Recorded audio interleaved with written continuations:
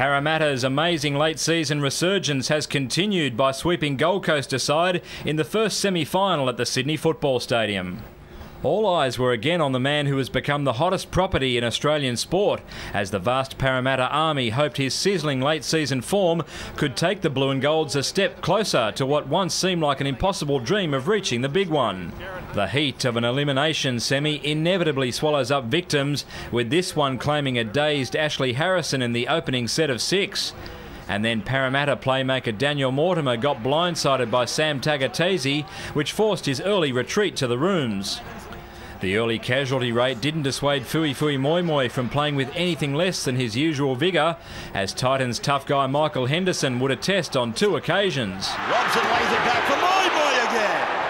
The Eels eventually came to terms with the loss of their dynamic young pivot and started finding other avenues through the Gold Coast wall. He strides into vacant pasture. He passes. It was quite ironic then that Mortimer's replacement should be the one to strike the first blow. Goes to Mateo.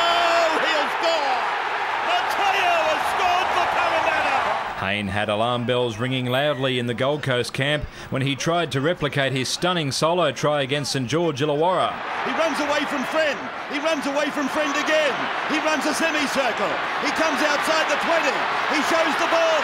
He's still going, Hayne. Para didn't require the talents of their flying fullback to come up with their second try of the night, with his housemate grabbing the glory this time.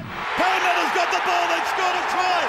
Ben Smith had scored.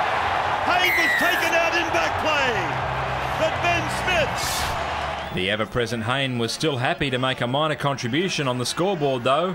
It's successful. That extra point nudged the Eels ahead to a handy half-time advantage of 13-2.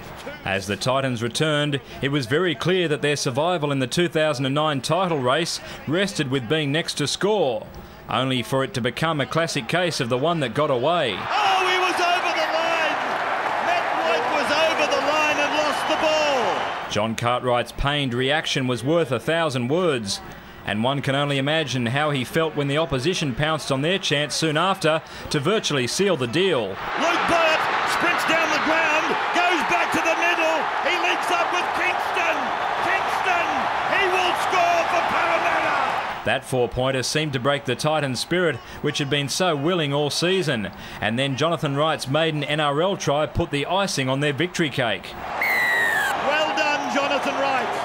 A further penalty goal by Luke Burt made the full-time score an emphatic 27 points to 2, thereby ending Gold Coast's wonderful campaign, but most significantly, setting up the mother of all blockbusters for Parramatta against arch-rivals the Bulldogs in next Friday's preliminary final. David Rowlands, Big Pond Sport.